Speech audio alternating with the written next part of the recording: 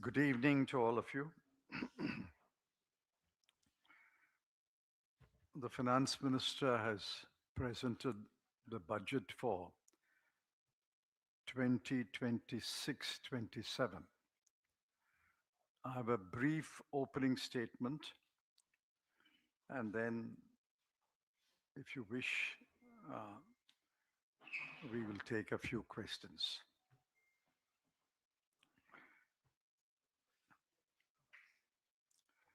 Every pre-budget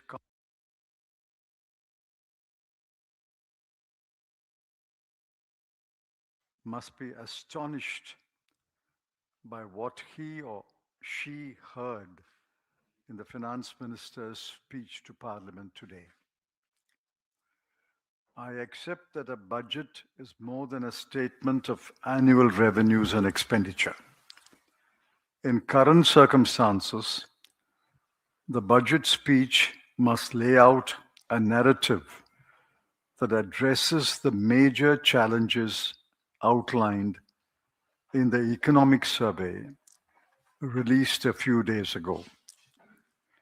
I'm not sure if the government and/or the finance minister had read the economic survey 25-26. If they had, it appears that they have decided to discard it completely and fall back on their favorite pastime of throwing words, usually acronyms, at the people.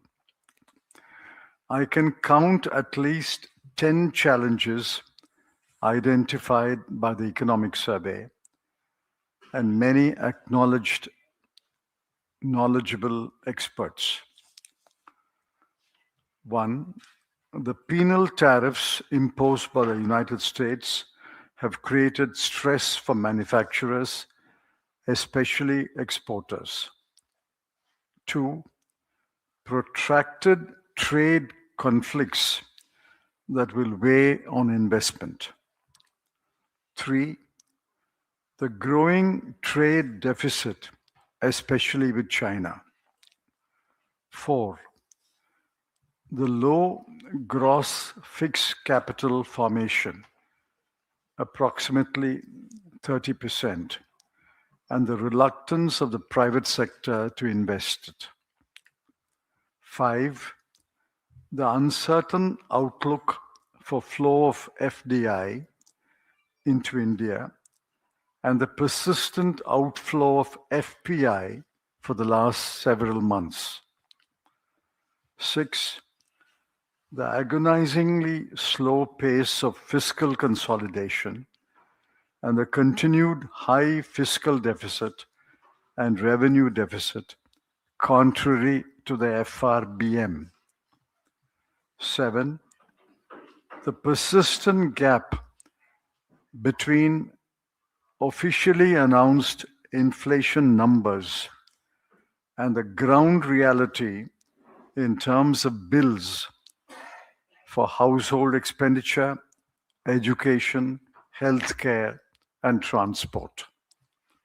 Eight, the closure of lakhs of MSMEs and the struggle to survive of the remaining MSMEs. Nine, the precarious employment situation, especially youth unemployment. 10, growing urbanization and the deteriorating infrastructure in urban areas, municipalities, and corporations. Now, there are many more. For example, the depreciation of the rupee. None of this was addressed by the finance minister today. None, not one of the challenges were addressed by the finance minister. It was therefore not surprising that the applause was perfunctory and most of the audience tuned out in quick time. In fact, I noticed that the telecast by Sansad TV switched off a few times. Even by an accountant's standards, it was a poor account of the management of the finances in 2025-26. Revenue receipts were shot by rupees 78,086 crore. Total expenditure was shot by rupees 1,503 crore.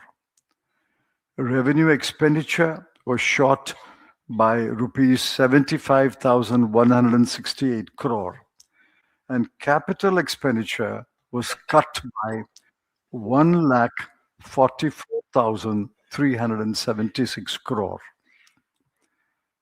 This is between the center and the states. Not a word to explain this miserable performance in revenue and expenditure.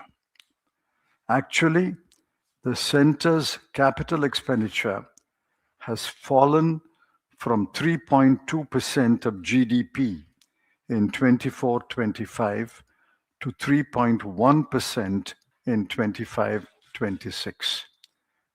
Capital expenditure has actually fallen in the year that concluded. In revenue expenditure, the cuts have fallen in heads that concern the common people.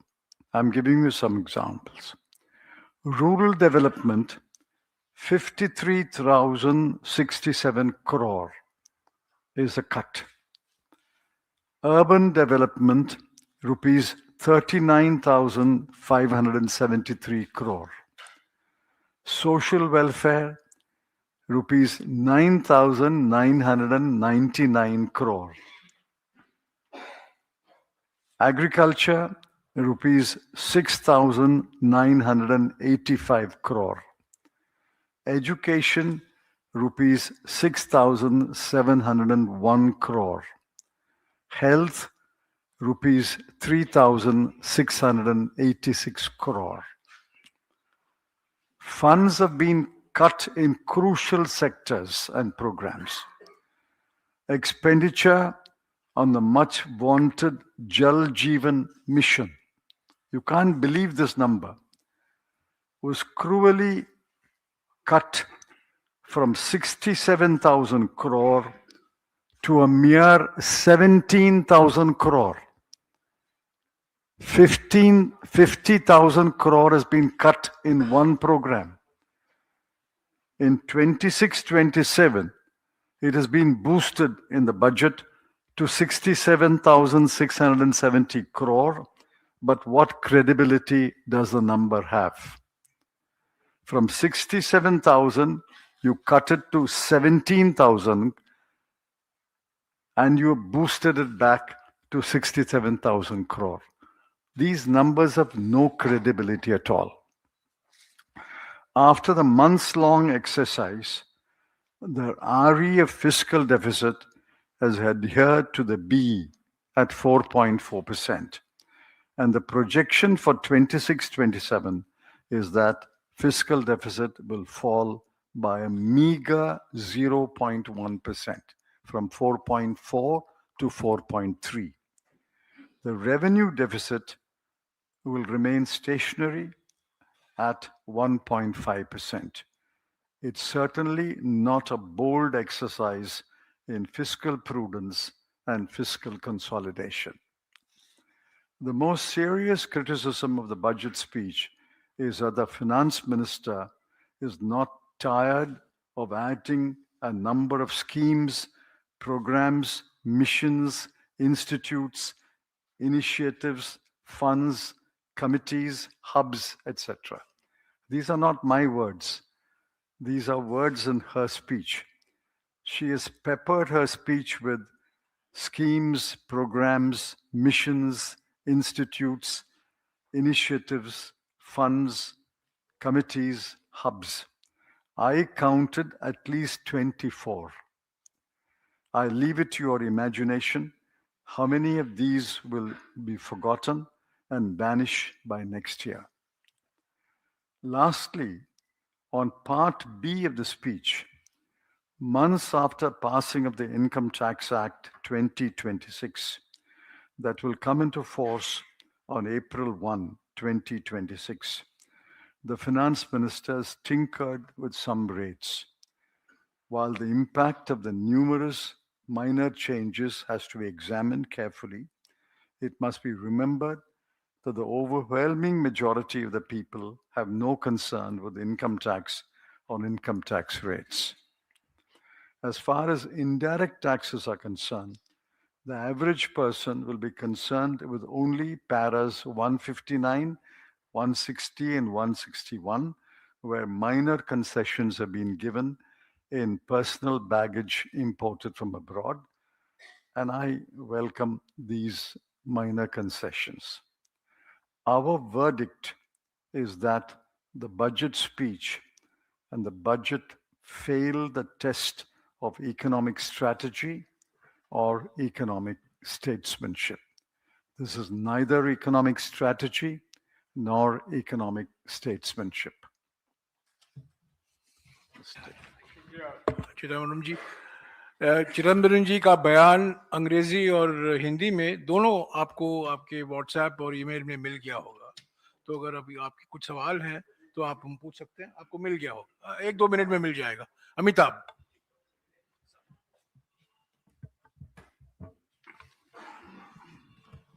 Thank you Jairam जी और चिदम्बरम जी। मैं चिदम्बरम जी के इस बयान को संक्षिप्त में आपके सामने रखूंगा। जैसे कि उन्होंने कहा कि ये जो बजट है ये ना जीडीपी ग्रोथ, ना इन्वेस्टमेंट और ना रोजगार के लिए कुछ खास करता है। काश निर्मला सीतारमण जी ने अपना ही इकोनॉमिक सर्वे पढ़ा होता जो 2 दिन पहले रिलीज किया गया था। उसमें देश के सामने जो चुनौतियां हैं, हमारी अर्थव्यवस्था के सामने जो चुनौतियां हैं, विस्तार से उसका उल्लेख वहां उन्हें मिलता। इनमें से 10 मैं आपको संक्षिप्त में बताऊंगा। पहला है जो यूनाइटेड स्टेट्स द्वारा 50% टैरिफ जो हमारे देश पे लगा हुआ है, जिसका भारी असर हमारी एक्सपोर्ट्स पे पड़ रहा है। दूसरा, जो ट्रेड वॉर प्रेसिडेंट ट्रंप की नीतियों के कारण अब हर पूरे विश्व में फैल रहा है, उसका भारी असर हम पे पड़ रहा है। तीसरा, चीन के साथ जो ट्रेड डेफिसिट हमारा लगातार बढ़ता गया है और इस साल 116 बिलियन डॉलर्स तक पहुंच गया है। तो पूरी तरह इंपोर्ट्स चीन से भारत आ रही हैं। चौथा, जो हमारा इन्वेस्टमेंट रेट है जो 30% पे कई सालों से अटका हुआ है और जो प्राइवेट सेक्टर बिल्कुल इन्वेस्टमेंट नहीं कर रहा। आपको पता है कि काफी बहुत सारे सालों से हर बजट में कोई ना कोई घोषणा हुई है, पीएलआई, मेक इन इंडिया, आत्मनिर्भर भारत, लेकिन प्राइवेट इन्वेस्टमेंट लगातार 12% जीडीपी के रहा है। तो उनकी नीतियों का कोई इंपैक्ट नहीं है। तो हमें देखना है कि इस बार जो घोषणाएं हुई थी उनका क्या इंपैक्ट होता है। सिर्फ घोषणा पे चलने का से कुछ नहीं बदलेगा। इससे जुड़ा हुआ है एफडीआई और गिरता हुआ रुपया। लगातार रुपया गिरता हुआ दिख रहा है। एशिया का सबसे कमजोर करेंसी माना जाता है और इसका मुख्य कारण है कि पैसा बाहर जा रहा है। जो फॉरेन पोर्टफोलियो इन्वेस्टमेंट है, फॉरेन डायरेक्ट इन्वेस्टमेंट है, एक जमाना होता था कि पैसा भारत में आता है, लेकिन नेट एफडीआई अब बढ़ चुका है, नेगेटिव हो चुका है। और इसका कारण है, पहले जो निवेशक थे, इन्वेस्टर्स थे, वो भारत में इन्वेस्ट नहीं कर रहे थे। आपको मालूम है कि हर साल 4,000 से 5,000 high net worth individuals, dollar millionaires Dubai, Singapore, London में अपना रेजिडेंसी लेते हैं। अब उनके साथ उनका पैसा भी जाने लग गया है। जो ओवरसीज डायरेक्ट इन्वेस्टमेंट है वो इस साल 24 बिलियन डॉलर्स तक पहुंच गया है और ये एक बहुत बड़ा कारण है कि रुपया लगातार गिरता हुआ दिखता है।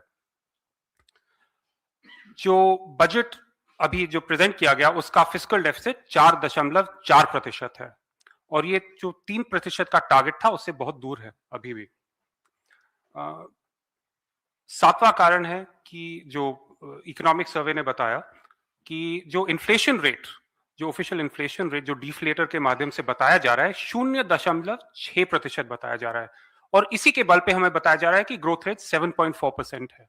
अब आप मुझे बताइए, इस देश में कौन सा घर है, कौन सा व्यक्ति है जिसका इन्फ्लेशन रेट 0%, 6% है, जिसको शिक्षा पे खर्चा करना है, स्वास्थ्य पे खर्चा करना पड़ रहा है, यातायात पे, खाने पीने पे, 0.6% किसका अनुभव है, ये हमें दिखाना चाहिए। तो अगर इन्फ्लेशन रेट इससे ज्यादा है, इसका मतलब यही हो सकता है कि जो असली जीडीपी ग्रोथ रेट है वो 7.4% से कम है। एक और मुद्दा है जो सूक्ष्म और लघु उद्योग लाखों में बंद होते जा रहे हैं। एक कारण है चीन से लगातार इंपोर्ट आता रहता है और जो सरकार की सारी जो घोषणाएं हुई हैं उनका कुछ इंप्लीमेंटेशन नहीं हुआ है एमएसएमईज के लिए। बढ़ती बेरोजगारी के बारे में आपको कुछ बताने की जरूरत नहीं है, इसके बारे में बजट में कुछ नहीं है। और लास्ट में जो शहरी इंफ्रास्ट्रक्चर की बुरी हालत है, कुछ ही दिन पहले हमने देखा नोएडा में क्या हुआ, एक युवक ने अपनी जान खोली क्योंकि इतना खराब इंफ्रास्ट्रक्चर है, सड़कें खराब हैं, कंस्ट्रक्शन साइट्स खराब हैं और जो एसडीआरएफ एनडीआरएफ जो फोर्सेज हैं जिनको उन्हें डूबते हुए व्यक्ति को बचाने के लिए आए थे वो भी नाकाम निकले। तो इन सब चुनौतियों के बारे में इस बजट में कुछ नहीं है। एक और बात महत्वपूर्ण है कि जो सरकार की प्राथमिकताएं हैं वो इस बजट से साफ दिखती हैं और इसमें गरीब और मिडिल क्लास के लिए कुछ नहीं है। और कुछ नहीं है, इतना ही नहीं, उनके खिलाफ जो आर्थिक वार है जो सरकार का है अपनी पूंजीपतियों के पक्ष में और मिडिल क्लास और गरीबों के खिलाफ, उनके बजट की जो अलग अलग हेड्स में जो कटौती हुई है 25-26 फिस्कल ईयर में, वो साफ दिखता है। ग्रामीण विकास मंत्रालय में 53,000 करोड़ काटे गए बजट और एक्चुअल के बीच। शहरी विकास में 40,000 करोड़, सामाजिक कल्याण 10,000 करोड़, कृषि 7,000 करोड़, शिक्षा 6,700 करोड़ और स्वास्थ्य 3,700 करोड़। तो और जो जल जीवन मिशन है जो एक इस सरकार का एक बहुत महत्वपूर्ण मिशन कहा तथाकथित जो उनका बताया गया है, उसका बजट 67,000 करोड़ था और एक्चुअल इंप्लीमेंटेशन 17,000 करोड़ निकला है। तो आप साफ देख सकते हैं कि बजट जो काटा जा रहा है, कौन सी मिनिस्ट्रीज और कौन से हेड्स का काटा जा रहा है। तो एंड में मैं यही कहूंगा कि ये जो बजट है हमारी अर्थव्यवस्था के सामने चुनौतियों से निपटने के लिए कुछ नहीं करता, ना जीडीपी ग्रोथ के लिए, ना निवेश इन्वेस्टमेंट के लिए और ना बेरोजगारी को खत्म करने के लिए, और इसलिए ये पूरी तरह फेल है। धन्यवाद।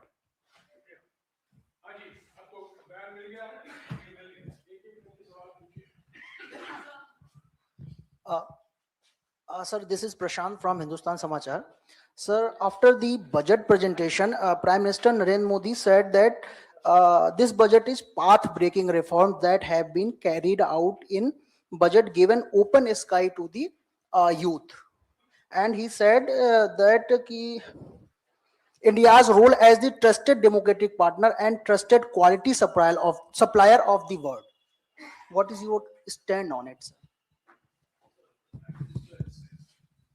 The budget opens up vast opportunities for the youth, and that this is a youth-focused budget. So please ask me, what is your stand?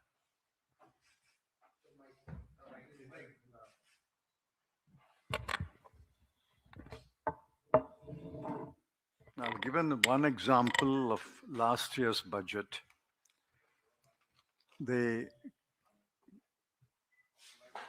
initiated a PM internship program last year. 1,65,000 offers were made by companies, but only 20%, that is about 33,000 people, accepted the offer because the conditions were so unattractive. And after 33,000 which accepted the offer, 6,000 dropped out. So eventually, 1,40,000 offers were unattractive.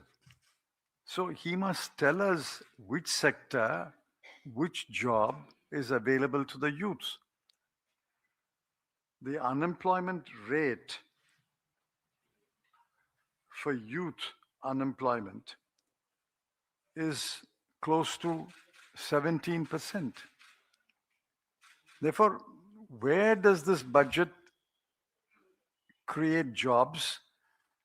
Where does this budget tell young people these are the jobs? I'm giving you an example of last year's budget program, and let's see what happened in this year's budget programs.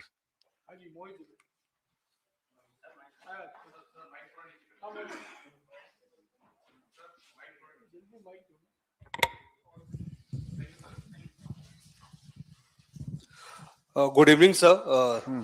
This is Mohit from ABP News. Sir, my question is about Trump. India will buy oil from Venezuela. Why is Trump announcing this? Will Trump decide from whom India should or should not buy oil? I'm not Caroline Leavitt, the press secretary of President Donald Trump. Please ask about the Indian budget.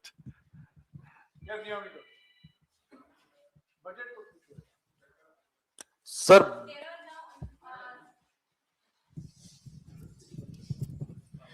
So this time the government hasn't addressed much of the environmental concerns, but there is one big announcement which they have done is about the rare earth corridor which is being announced by the finance minister in this budget.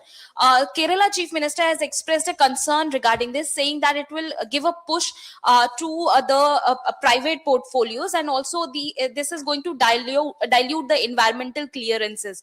Do you agree with this statement? Are you also concerned about this new announcement which the government has done? See, I'm never impressed by an announcement. I want to see the scheme. What are the conditions of the scheme?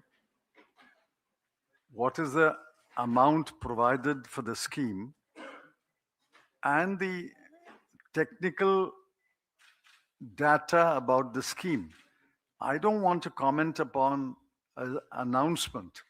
What is the use of an announcement unless you actually see the details of the scheme? Then I will comment. Chidambaram साहब, budget पर आपने बोला है कुछ समय पहले Trump ने भारत की अर्थव्यवस्था को डेड इकोनॉमी कहा था, जिसका समर्थन नेता विपक्ष राहुल गांधी ने किया था।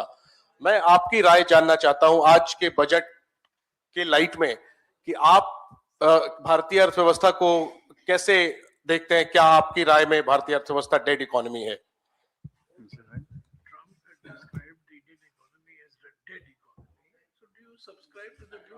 No. Is the dead economy the subject matter of today's budget? The context in which President Donald Trump made that comment, the context in which Mr. Rahul Gandhi made the comment, I'm not aware. So I can't comment on either statement. Are you aware about the Indian economy? In your opinion, whether Indian economy is dead or not? You ask me about the budget, I'll tell you. This is a budget without an economic strategy, without an economic statesmanship.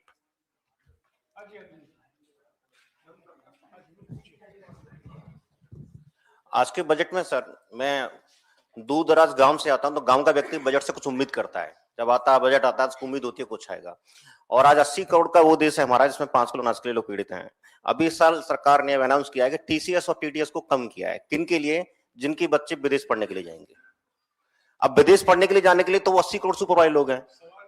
6701 crore रुपए इन्होंने शिक्षा का budget कम कर दिया है। 6701 करोड़ रुपए शिक्षा का बजट कम कर दिया है। तो क्या ये मान लिया जाए कि ये देश सिर्फ और सिर्फ अमीरों के लिए बचा है, गरीबों के लिए नहीं बचा है?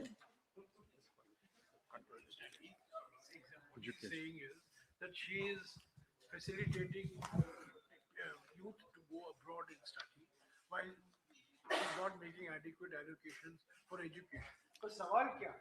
See, this is, I understand the question.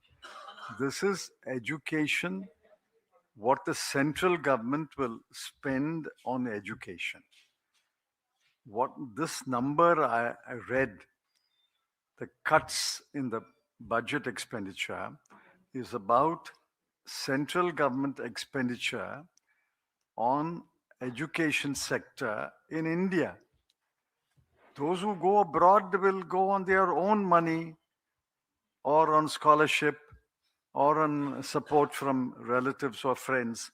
This is cut in budget is to do with Indian government spending money on education sector in India. I am also asking the same questions. Rural families, rural middle class families, no have money for foreign countries. They need minimum fees and minimum budget schools. We are not talking about this. This number is not about foreign studies. This number is about Indian education. If rural families, poor families, middle class families do not have money to go abroad, I accept it. Even many upper middle class families are dropping their idea of educating abroad because the rupee is depreciated and Trump has made visas more difficult, student visas. So that is not the subject matter of this today's budget.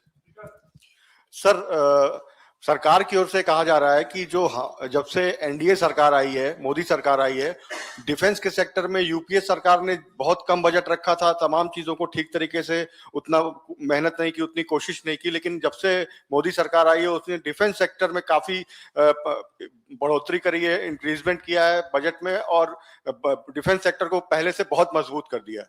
क्या आपको भी ऐसा लगता है?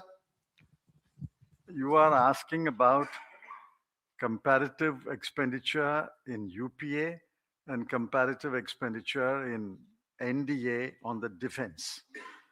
Let me tell you the numbers.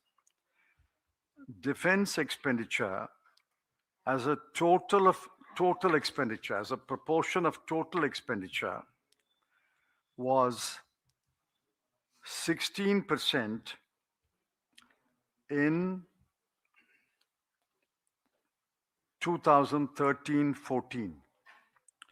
Now, in 25-26, it has come down to between 14 and 14.5% as a percentage of total expenditure. As a percentage of GDP,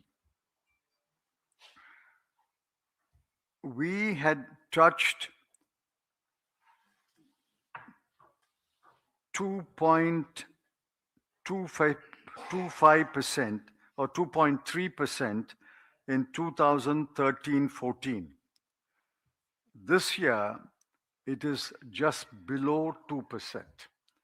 So either as a proportion of GDP or as a proportion of total expenditure, it has come down between UPA and NDA. ये बहुत महत्वपूर्ण बात है.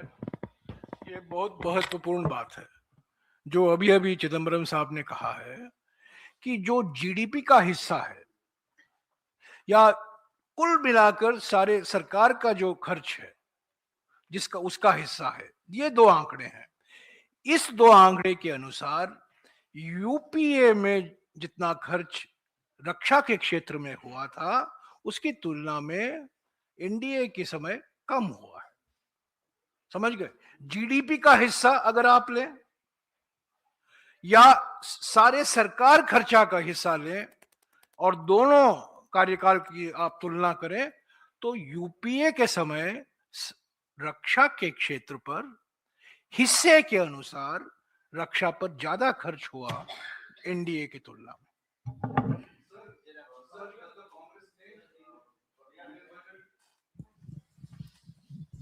Sir, my question is to both Chidambaram sir and sir. My question is to both of you, Chidambaram sir and Jairam Ramesh sir. Sir, do you think this union budget presented by Finance Minister Nirmala Sitharaman masks a fragile household finance dynamic of the country, and why? Could you explain it? As far as I know, the last numbers released by the household survey, that financial savings of household have come down and household borrowing has touched an all-time high. I think household debt has touched 51.7% or so, and correspondingly, household savings have come down. the finance minister did not even mention these two numbers. Whether she's aware of these two numbers and what her comment on these two numbers, I don't know. You should ask her when she addresses a press conference. घरेलू बचत दर में भारी कटौती हुई है और घरेलू ऋण बढ़ा है। ये दोनों आंकड़े महत्वपूर्ण आंकड़े हैं जिसका नजरअंदाज वित्त मंत्री ने किया है इस बजट में। घरेलू बचत अगर हर साल घटता जाएगा तो निवेश की क्षमता कम होती जाएगी। निवेश तभी हो पाएगा जब बचत होता है। तो बचत का दर गिर रहा है जैसा कि अभी चिदम्बरम जी ने कहा, और घरेलू ऋण ज्यादा बढ़ रहा है। तो घरेलू हकीकत को मद्देनजर रखते हुए यह बजट तैयार नहीं किया गया। सर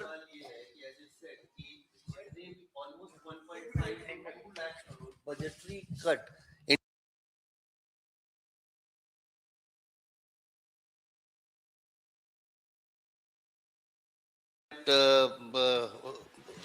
ग्रामीण रूरल डेवलपमेंट अर्बन डेवलपमेंट में 39,000 53,000 almost 2 lakh crore budgetary cut in different ministries.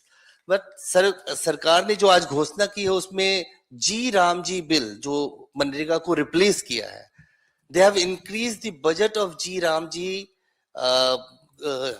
budgetary allocation as compared to Manrega last year, sir. How do you see this? Let's look at the numbers.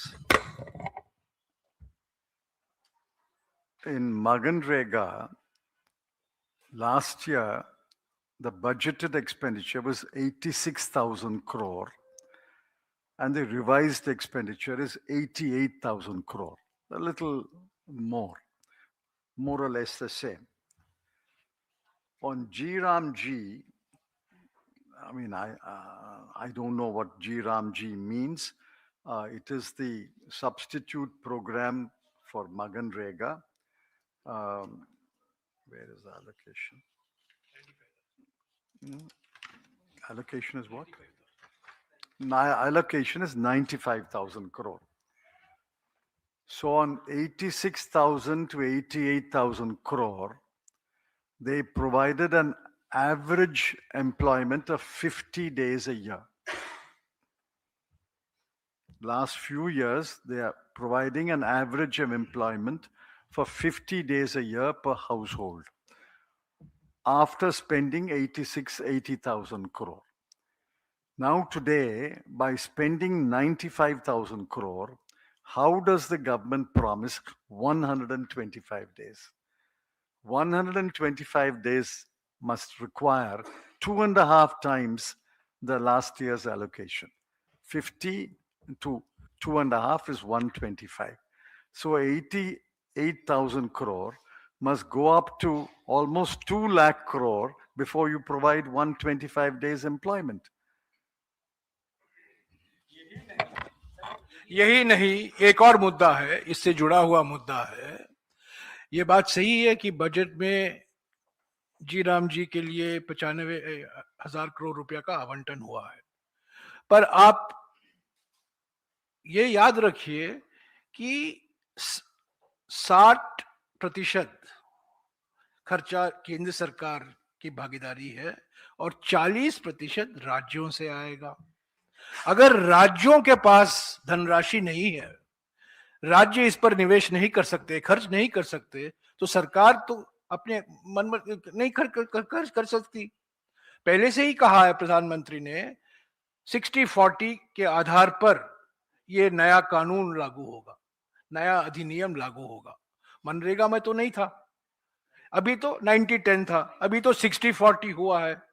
तो अभी ये जानना अभी बहुत समय लगेगा किस आधार पर राज्यों को आप आवंटन करेंगे, क्या फॉर्मूला अपनाएंगे, क्या सूत्र के आधार पर अलग अलग राज्यों को कितना पैसा दिया जाएगा, क्या वो राज्य ऐसे स्थिति में है खर्च करने की।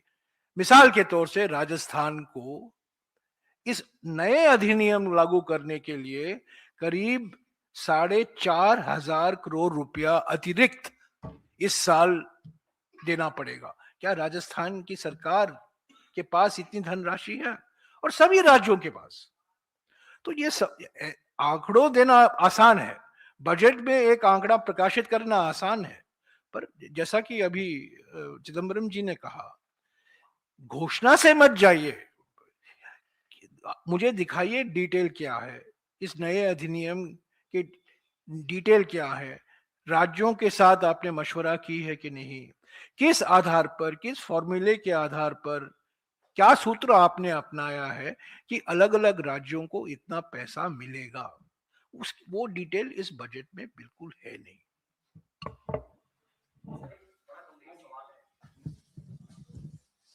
बड़ा गंभीर सवाल है सर कि बजट में जो अनुमानित खर्च है यानी एक्सपेक्टेड एक्सपेंडिचर वो सबसे ज्यादा ब्याज पर है, 14,03,000 समथिंग करोड़। सभी सरकारें ये मानती हैं कि कर्जा लेना पड़ता है सरकारों को चलाने के लिए, विकास ज्यादा करने के लिए।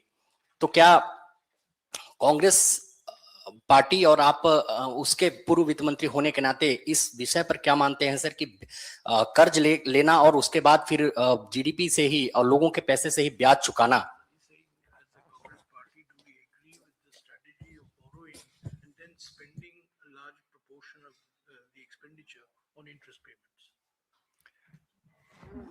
That's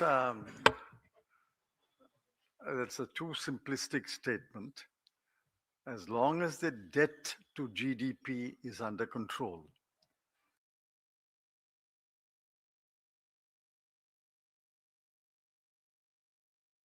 harm in borrowing and spending. Borrowing is equal to fiscal deficit. Every government has borrowed and spent. So there's nothing wrong with the fiscal deficit, nothing wrong with borrowing and spending, but the borrowing and spending as a proportion must come down to 3% of FRBM.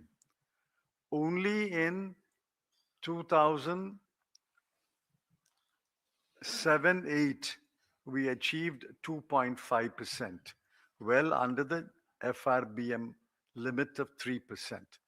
Today, it is 4.4%, and it will go down to 4.3% next year. By the time it goes down to 3% at this rate, 0.1% a year, it will take 13 years. Therefore, we are saying debt to GDP ratio may come down, but you should do fiscal consolidation quite rapidly. You can't do it 0.1% a year. Good evening, sir. I'm Sahil from ANI. Do you believe this budget has left, has snubbed Tamil Nadu or your, which is your home state as well? Because barely 2 mentions in the budget, rare earth corridor and high-speed rail, and Thirukural didn't even make it to this speech. Do you think it has been snubbed? Thank you. See, he heard so many snubs every day. Every time he visits Tamil Nadu, he snubs the Tamil Nadu government, Tamil Nadu people. So what does it matter, one more snub? It doesn't matter at all. The BJP is, according to me, irrelevant in Tamil Nadu. And what is this rare earth? I mean, who understands rare earths in Tamil Nadu? How many people's lives will be affected by the rare earths exploration program? These are all high-sounding words. But the fact is that he has denied funds to Tamil Nadu. The Tamil Nadu government has documented it. And he is not spending the money that he promised for central sector projects. For example, the AIMS in Madurai were announced several years ago. They are now talking about building an AIMS for Ayush. Good luck, wherever it's located. But what about the AIMS in Madurai? Why is it not functional?